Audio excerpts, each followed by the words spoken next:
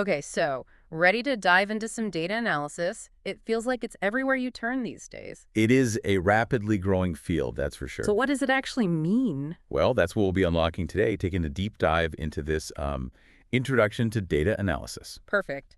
I'm ready to jump in. Let's do it. Let's start with the very basics then. What is data actually?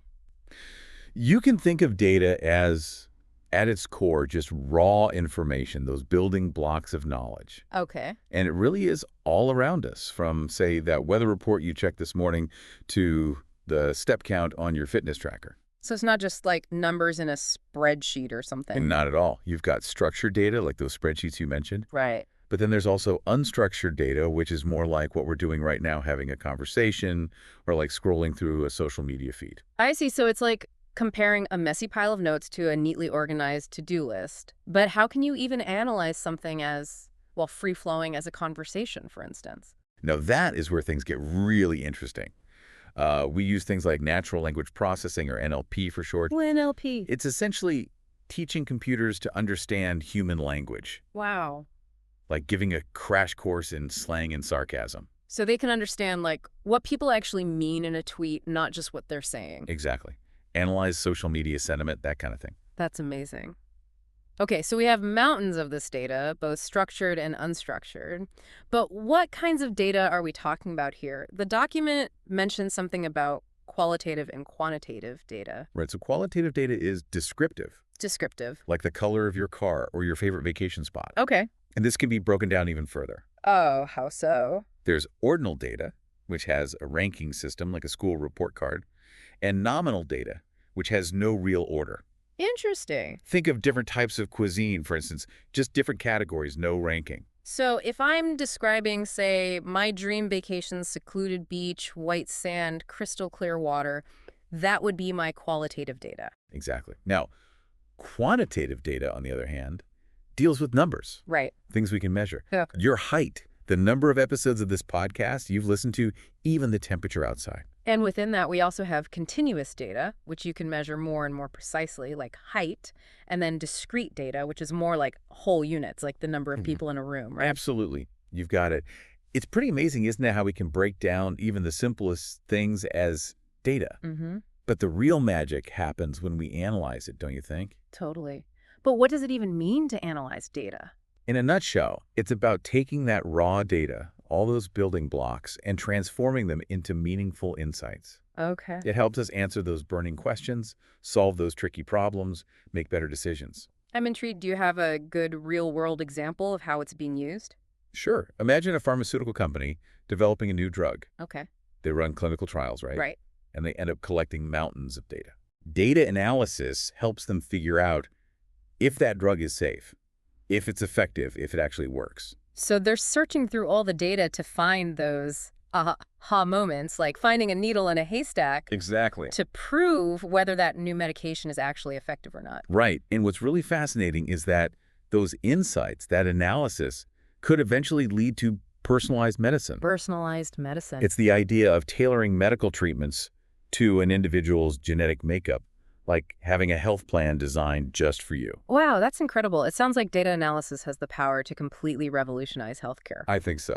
But let's take a step back for a moment. What about the process itself? How do you actually go about analyzing data? Well, the source material we have, Introduction to Data Analysis, it outlines 5 fundamental steps. Okay. And the first one is understanding the problem, What does that look like? figuring out what questions are you trying to answer, what insights are you looking for. You have to start with a clear destination in mind. It's like having a clear roadmap before embarking on a journey. Precisely.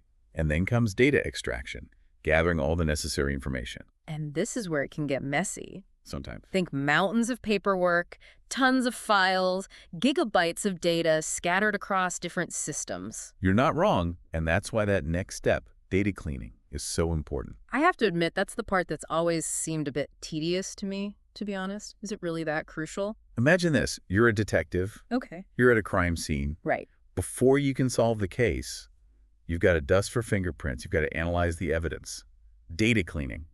It's kind of like that. Yeah. Okay, I see why it's important now. If you have bad data going in, you'll have inaccurate conclusions coming out. Precisely. It's It's like misleading clues, right? Yes. So what happens once the data is squeaky clean, ready to go? That's where the real fun begins. We call it, well, data analysis. I was going to say, It involves using different statistical techniques to find those hidden patterns and connections within the data. it's like the detective work, right? Looking for those aha moments. You've got it.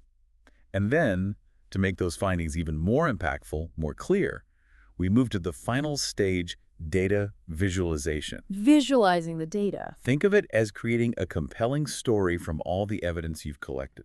I can see how a well-designed chart or graph could be really impactful, for sure. But this all seems, well, pretty complicated. What skills and tools would someone need to work in data analysis? Well, a strong foundation in statistics is key. You have to be able to make sense of the patterns in the data and draw accurate conclusions. Of course. But what about those massive, massive data sets we hear about all the time? I can't imagine a simple spreadsheet is enough for that. You're right, for those large data sets, you'll likely need to learn programming languages like Python or R. And what about all the information stored in databases? That's where SQL comes in. It's like the language you need to speak to access all that information. So you've got your statistical foundation, your programming languages for all the heavy lifting, and then SQL to unlock those data vaults. You got it. What else is important? Don't underestimate the value of good business acumen. So it's not enough to be a numbers whiz. You also have to understand how businesses work, what their goals are. Exactly.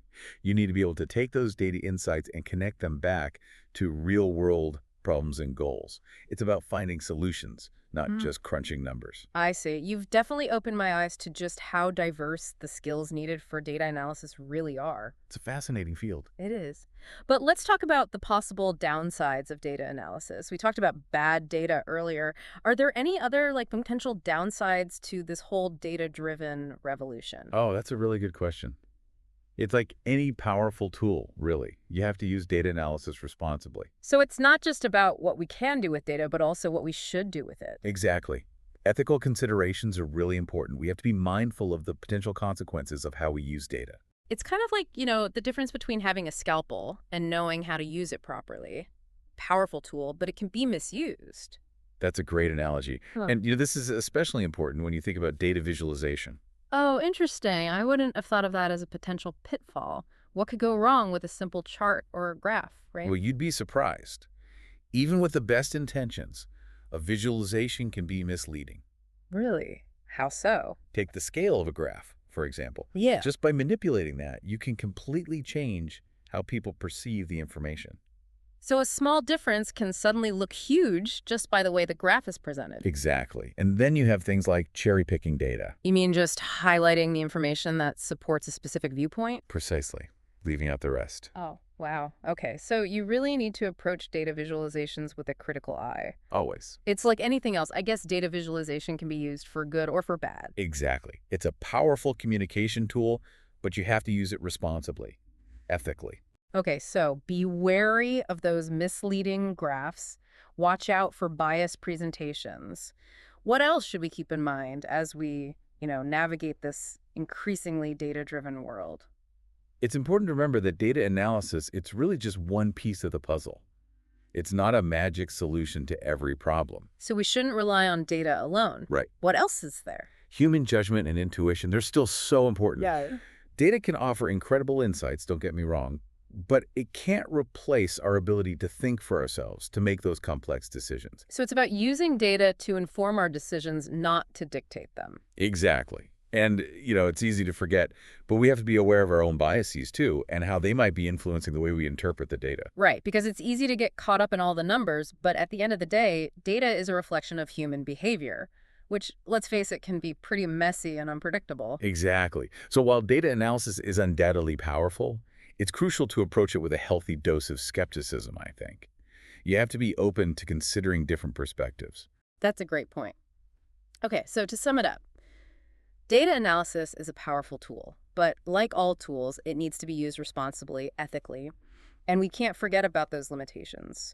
We need to balance its potential with our own judgment and intuition. Couldn't have said it better myself. Okay, now let's switch gears again. We've talked about the process of analyzing data, the skills you need, the tools.